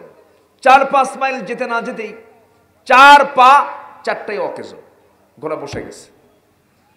বলেন তোমার ফারুকের মেজাজ কি নরম হওয়ার কথা না গরম হওয়ার কথা? উনি কি লোকটা নরম? হ্যাঁ, উনি কিন্তু হট ছিলেন সবসময়ের জন্য, খুব হট। কিছু হলেই বলতেন, হুজুর তরবারি আছে, সাইজ করে দেই। উনি এই টাইপের লোক। রাসূলের কাছে বিচার পছন্দ হয় নাই, এসে বলতেছে এক মুনাফিক, ওমর স্থানে বিচার করো, দ্বিতীয় বিচার। মুহাম্মদ বিচার করছে, পছন্দ হয় না কি? তাই থাকো, আসি। ভিতরে গেছেন, তরবারি নিয়ে এসে কল্লাটা উড়াই দিয়ে বলে দিলেন, যা বিচার হয়ে গেছে, যা। আল্লাহু আকবার বলবেন না? উনি এই টাইপের ছিলেন। তো যখন দেখছে ঘোড়া অকেজো, ঘোড়াওয়ালার কাছে এসে চোখ রাঙ্গায় বলতেছে, এই আমারে তুমি অসুস্থ ঘোড়া দিছো কেন? নাও ঘোড়া নাও, টাকা দাও। ঘোড়াওয়ালা বলতেছে, আমিরুল মুমিনিন, আপনি শাসক, আমি আপনার রাজত্বের, আপনার রাষ্ট্রের একজন নাগরিক, আমাকে কথা বলার সুযোগ দিন। বলো। আপনি যেহেতু বলতেছেন আপনি টাকা ফেরত নেবেন, ঘোড়া আমাকে দিয়ে দিবেন, আমার দাবি হলো আমি যখন আপনাকে ঘোড়াটা দেই তখন কি আপনি আমার কাছ থেকে সুস্থ নিয়েছেন না অসুস্থ ঘোড়া নিয়েছেন? কি সুস্থ? তো ঘোড়া নিয়েছেন সুস্থ, টাকা পয়সার লেনদেন শেষ, আপনার মালিকানায় চলে গেছে, আপনি আমার কাছে আবার ঘোড়া ফেরত দিতে চান, এটা কেমন কথা? ওমর ফারুকের মাথা ঘুরে গেছে। উনি বলেন, তাহলে এখন কি করা যায়? নরম হয়ে গেছেন, কি করা যায়? ঘোড়াওয়ালা কয়, তাহলে এখন বিচারের জন্য চলুন আমরা আদালতে যাই। মামলা দিচ্ছে কে? বলেন কে? একটা রাষ্ট্রপতির বিরুদ্ধে মামলা দেয় কে? ঘোড়াওয়ালা। চলেন আমরা একটু আদালতে যাই। কে? চলো। রাষ্ট্রপতিকে একজন সিম্পল ঘোড়াওয়ালা আদালতে নিয়ে গেলেন। আঞ্চলিক আদালত থাকে না, জেলা দায়রা জজ, হাইকোর্ট, সুপ্রিম কোর্ট, আর সমস্ত কোর্টের উপরে হলো ওমর। আল্লাহু আকবার বলেন। খলিফাতুল মুসলিমিন, উনি একজন ঘোড়াওয়ালার মামলার বাদী, সে আসামি হয়ে চলে গেছেন আদালতে। ঢুকছেন, ঢোকা মাত্রই বিচারপতি ওমর ফারুককে দেখা মাত্রই লাফ মেরে দাঁড়ায় গিয়ে সালাম দিয়ে বলে, আমিরুল মুমিনিন, আপনি এই জায়গায় কেন? আর বলেন না, এই আমার থেকে ঘোড়া কিনছে, আমি টাকা দিছি, ঘোড়া অকেজো, আমি টাকা ফেরত চেয়েও টাকা দেয় না, রায় একটা দিয়ে দেন, রায় একটা দিয়ে দেন। ওমর ফারুক চলতেন, কোনো প্রোটোকল লাগতো না, সামনে পিছনে কোনো লোক উনি পছন্দ করতেন না। আর এখনকার আতি পাতি নেতা হলে 50-60টা হুন্ডা লাগে, আছে না? নাই লাগার কারণ আছে, ভয় আছে। যে কি ভয় আছে না? নাই। জনগণ সুযোগ যদি পায় একবার কাবাবার সালাত বানায়া ছাড়বে। সাইয়েদনা ওমর ফারুক রাদিয়াল্লাহু তাআলা আনহু একা একা চলে গেছেন আদালতে। সেই বিচারপতির নাম হলো কাজী শুরাইহ ইবনুল হারিস আল কিন্দি রাহমাতুল্লাহ আলাইহি। অনেক বড় বিচারক তিনি ছিলেন। কাজী শুরাইহ বললেন, সাইয়েদনা ওমর ফারুক রাদিয়াল্লাহু তাআলা আনহু, আপনি আমার আদালতে এসেছেন, আমাকে দুই পক্ষের কথাই শুনতে হবে। দুই পক্ষের কথা শোনার পরে তিনি বলছেন, আপনি আমারও খলিফা, ঘোড়াওয়ালারও খলিফা, আপনি আমার এই জনপদের, এই রাষ্ট্রের আপনি রাষ্ট্রপ্রধান, সব কিছু আপনার নিয়ন্ত্রণাধীন, কিন্তু আপনি যে আমার কাছে বিচার প্রার্থী হয়ে এসেছেন, দুঃখজনক, একটু আমি কষ্ট পাচ্ছি, কিন্তু কিছু করার তো নাই, আইন তো সবার জন্য সমান। আজকের আদালতের রায় সম্পূর্ণ আপনি ওমর আপনার বিরুদ্ধে চলে যাবে। সুবহানাল্লাহ। সাইয়েদনা ওমর ফারুক একটা মুস্কি হাসি মারলেন। বলো কি রায়টা হবে? কে ঘোড়া আপনার অসুস্থ ঘোড়াই বুঝে নিতে হবে। যেহেতু আপনার ক্রয় বিক্রয়ের চুক্তি শেষ, আপনার মালিকানায় যাওয়ার পর অসুস্থ হয়ে গেছে ঘোড়া, লাভ লস আপনার হাতে, যান চলে। সাইয়েদনা ওমর ফারুক চলে আসলেন বাড়িতে, রাতটা কাটিয়ে পরের দিন সকালে শুরার বৈঠকে বসলেন। শুরার বৈঠকে বসলে বললেন, একটা আশ্চর্যের ঘটনা কালকে হয়ে গেছে। কি? আমার বিরুদ্ধে এক শাসক রায় দিছে। সবাই বলে, এরকম সংস্কার কে? কি হয়েছে? কেনা বলেন, কেনা কি হয়েছে? কেনা বলেন, কেনা আমার বিরুদ্ধে রায় দেওয়া মানে অপরাধ নয়, সে ন্যায়কে সামনে রেখেই আমার বিরুদ্ধে তার রায় হয়ে গেছে। আমি খুবই খুশি, সে আমাকে দেখে ভয় পেয়ে বিচারকে প্রশ্নবিদ্ধ করেনি, সঠিক রায় দিয়েছে। অতএব কাজী শুরাইহকে ওই বিচারপতির চেয়ার থেকে বড় বিচারপতির চেয়ারে বসা হোক। যেরকম সুবহানাল্লাহ। তাহলে খলিফা ওমর ফারুক কি করলেন? রায় বিরুদ্ধে যাওয়ার কারণে বিচারপতির কি তার পদ নিচে নামায়া দিলেন না উঠায়া দিলেন? আর আমার দেশে কি হয়? খালি নামায় দেয়, খালি নামায় দিছে। দেশ থেকে হিজরত, দেশ থেকে পাগল পাগল বানাইছো পাগল। সম্মানিত ভাইয়েরা, এটাই হলো ভালো আর মন্দ বোঝার ক্ষমতা, নেক আমল আর বদ আমল বোঝার ক্ষমতা, হালাল এবং হারাম কোনটা বোঝার ক্ষমতা। আসুন আমরা আমাদের বিবেকটাকে সবচেয়ে বড় আদালত বানাই, এটাকে নিরপেক্ষ রাখি, ভালো হয়ে যাই, হারামকে হারাম বলি, হালালকে হালাল বলি, এবং এই জমিনে আল্লাহর দিন কায়েম হওয়ার জন্য যে কাজ আল্লাহ পাক আমাকে দিয়েছেন সেই কাজের আমরা আঞ্জাম দেই। এই দিন কায়েম হোক এই জমিনে, সবাইকে চাই। আল্লাহুম্মা রব্বানা যালামনা আনফুসানা ওয়া ইল্লাম তাগফির লানা ওয়া তারহামনা লানাকুনান্না মিনাল খাসিরিন। লা তুযিগ কুলুবানা বা'দা ইদ হাদাইতানা ওয়া হাব লানা মিন লাদুনকা রাহমাতান ইন্নাকা আনতাল ওয়াহ্হাব।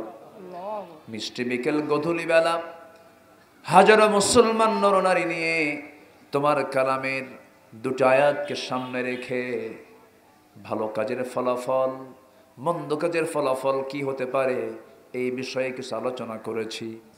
গুনার বোঝা মাথায় নিয়ে কাঙ্গাল ফিকিরের মতো দুটো হাত পেতে আছে। আল্লাহ, গুনার দিকে নজর দিও না, বান্দা মনে করে তামাম জীবনের সমস্ত গুনাহগুলোকে মেহেরবানি করে মাফ করে দাও। জনম দুঃখিনী মা, জনম দুঃখী বাপজান যারা চলে গেলেন, জিন্দেগির গুনাহগুলো মাফ করে দাও, কবরগুলোকে জান্নাতের টুকরা বানায়া দাও। এমন ভাই আমার সঙ্গে হাত তুলতে পারেন, নিজের হাতে নিজের মাকে দাফন করেছেন, নিজের বাপটাকে পিঠে বহন করে কবরে শোয়াই দিয়েছেন। আল্লাহ, সে আব্বা আম্মা যারা চলে গেল, জিন্দেগির গুনাহগুলো মাফ করে দাও, কবরগুলোকে জান্নাতের টুকরা বানায়া দাও। বিশেষ করে মাহফিলের আয়োজন করলেন যারা, শোনার জন্য কষ্ট করে আসলেন যারা, বিনিময়ে কিয়ামতের কঠিন দিন যেদিন কেউ কাউকে চিনবে না, এমনকি মা সন্তানকে পর্যন্ত স্বীকার করে বসবে, যেদিন মানুষ কাঁদতে কাঁদতে চোখের পানিগুলো ফরে যাবে, চোখ থেকে রক্ত বের হওয়া শুরু হয়ে যাবে, সেই কঠিন মুসিবতের দিন এ মাহফিল সবার জন্য নাজাতের মাধ্যম বানায় দিও আল্লাহ।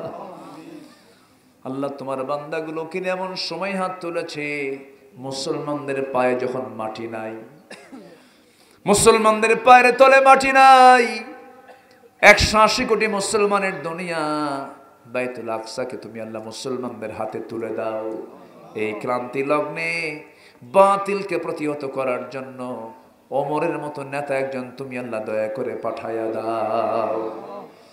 আল্লাহ, এই গ্রামের বালাকইগাড়ির প্রত্যেকটা ঘরকে তুমি আল্লাহ ইসলামের দুর্গ বানায়া দাও। ঘরে ঘরে খাদিজার মতো, আয়েশার মতো, সুমাইয়ার মতো মা পয়দা করে দাও।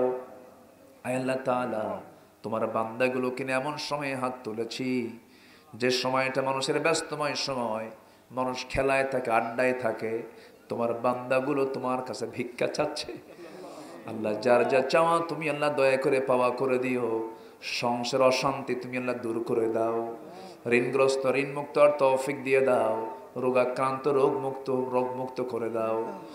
আয় আল্লাহ তাআলা, সোহাগ ভাই তার মার জন্য দোয়া চেয়েছেন, বাবার জন্য দোয়া চেয়েছেন, আব্বাটা দুনিয়া থেকে বিদায় নিয়েছেন, কবরটাকে জান্নাতের টুকরা বানায়া দাও।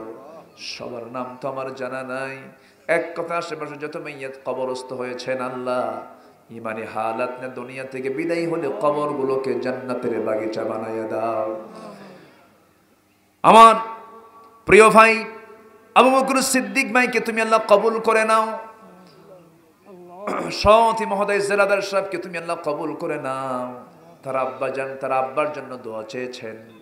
আয় আল্লাহ তাআলা, দাদা গেছে, দাদি গেছে, বাবা গেছে, মা গেছে, অনেকে মনে পড়ে যায়, কবরগুলোকে জান্নাতের বাগিচা বানাইয়া দাও। মরণ কোন দিন আসবে জানি না রে আল্লাহ, যেদিন মরে যাব টান মেরে ঘর থেকে বের করে দেবে, জীবনের শেষ গোসলটা হয়ে যাবে, মরামুখ সব দেখে দেখে চলে যাবে। ও আল্লাহ,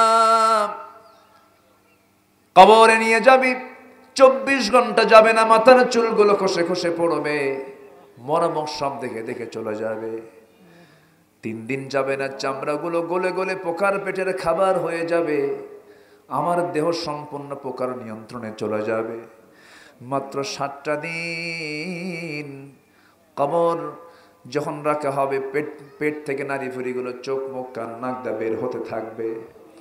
মাত্র 3টা মাস কবর খনন করে দেখা যাবে কয়েকটা হাড় ছাড়া আর কিচ্ছু নাই রে। এই তো দুনিয়ার নিয়ম। সে অন্তিম সময়ে যখন চলে আসবে, জবানে জারি করে দিও লা ইলাহা ইল্লাল্লাহু মুহাম্মাদুর রাসূলুল্লাহ।